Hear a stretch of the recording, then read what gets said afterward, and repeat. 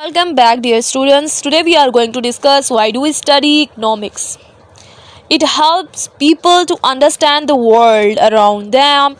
It enables people to understand people, businesses, markets, and government, and therefore better respond to the threats and opportunities that emerge when things change.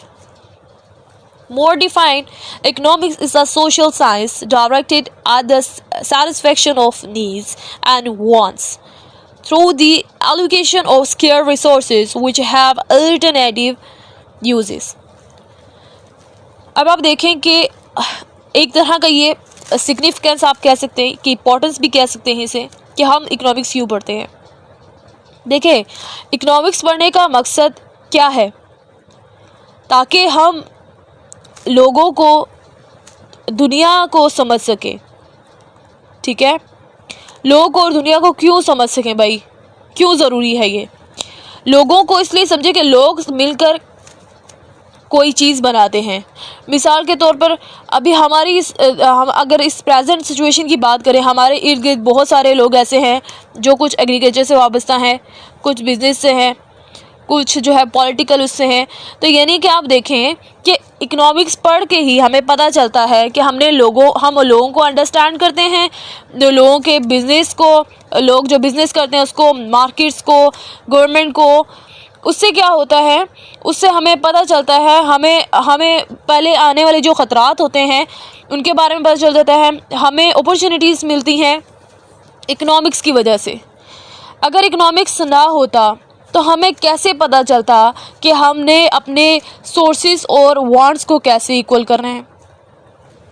ठीक है, अब इस definition में देखें ना कि अब satisfaction of needs and wants की बात की गई है. अब इसमें देखें, satisfaction of needs and wants की बात की गई है.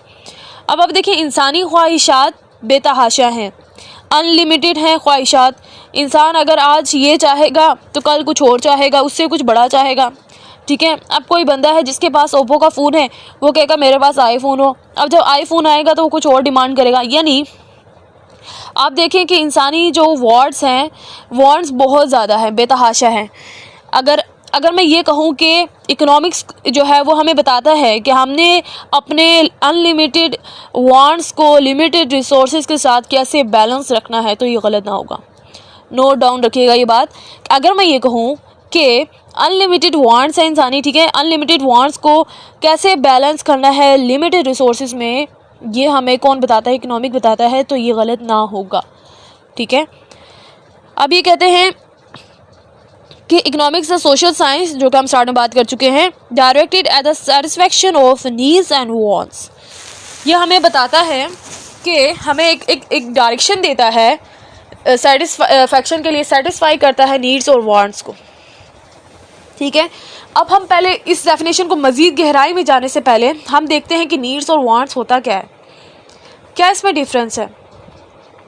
देखें, नीड्स क्या होती है? ज़रूरत. हम वर्ड नीड का इस्तेमाल करते हैं ना तो पता चल जाता है एक ज़रूरत है, एक एसेंशियल पार्ट है, एक इम्पॉर्टेंट पार्ट है. ठीक है, अगर हम कहें वांट क्या है कि वो एसेंशियल पार्ट नहीं है, लेकिन इंसान अपनी नफ्स को उसको फुलफिल करने के लिए वो करता है, वांट्स कहते हैं उसे. ठीक है, नीड क्या होता है? वो चीज़ होती है जो बहुत इंपॉर्टेंट होती हैं, जो आप कहें कि बेसिक चीज़ें जो कहें वो नीड्स कहलाती हैं.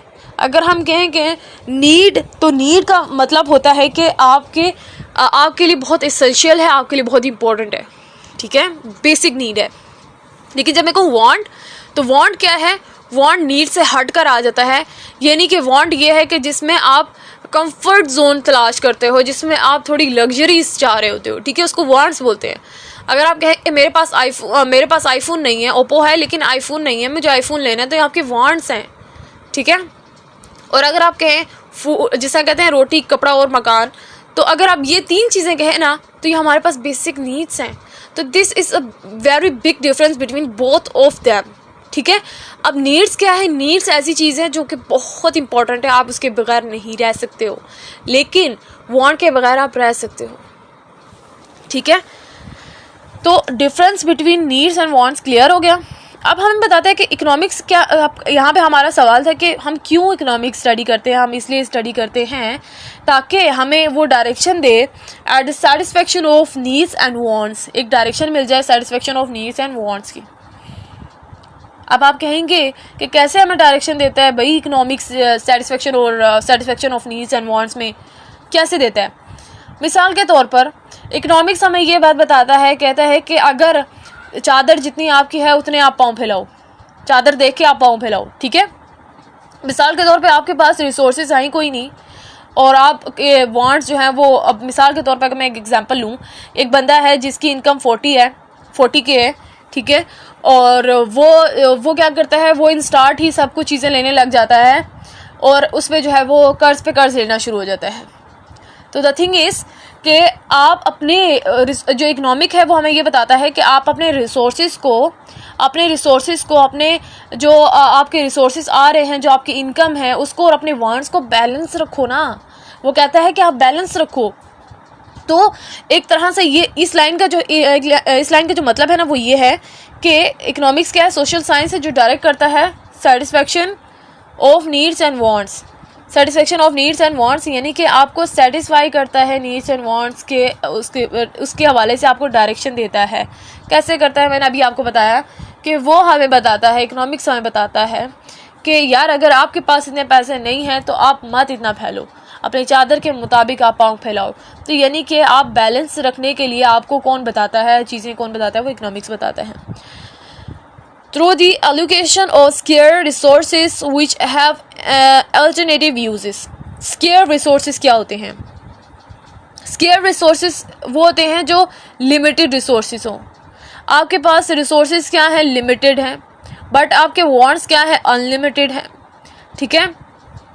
तो एक डायरेक्शन जो है वो इकोनॉमिक्स देता है at the satisfaction of needs and want, ठीक है, through the allocation of scarce resources which have alternative uses. Alternative uses का मतलब है कि आप अगर एक चीज़ आपके पास नहीं है तो you can use another thing, उसको रिप्लेस करके आप उसे भी यूज़ कर सकते हो। फॉर एग्जांपल अगर मैं कहूँ कि मेरे घर में टमाटर नहीं है तो मैं टमाटर की जगह टमाटो केचप यूज़ कर सकती हूँ। तो ये मेरा क्या है, अल्टरनेटिव यूज़ है। यानी एक चीज़ को आप रिप्लेस कर दो तो उससे कोई फ़र्क नहीं पड़ेगा, आप दूसरी चीज़ यूज़ कर सकते हो, ठीक है। ओके, हम फर्दर मूव करते हैं जी। अच्छा, नीड्स और वांट्स हो गई।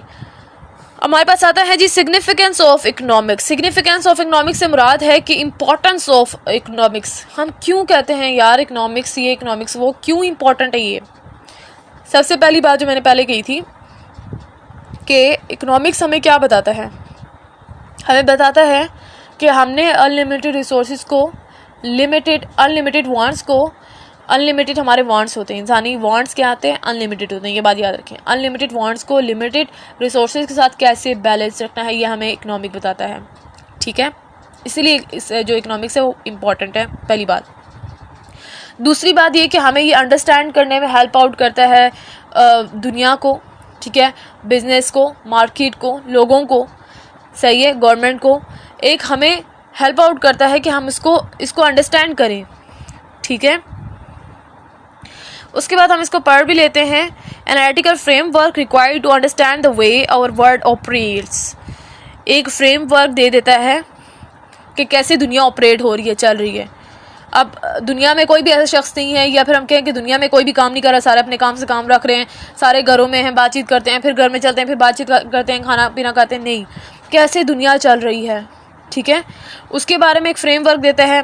From the choices we make in our daily life to how business और government achieve their desired goal. ये बताता है, इकोनॉमिक्स हमें बताता है कि कैसे हम लोग अपने जो गोल्स हैं वो अचीव कर सकते हैं, ठीक है। और इसके बाद हमारे पास आ जाता है जी रोल्स ऑफ इकोनॉमिक्स, ठीक है, roles of economics. Roles of economics में हमारे पास इसके अलावा भी सिग्निफिकेंस बहुत सारी हैं, लेकिन बस आपका मेन कॉन्सेप्ट अगर ऊपर आपने क्लियर कर लिया ना तो समझे आपको नीचे आप खुद से लिख सकते हैं, आराम से लिख सकते हैं, इसमें कोई इतनी मुश्किल वाली बात नहीं है। रोल्स में हमारे पास सबसे पहले आता है maximization of welfare by individual,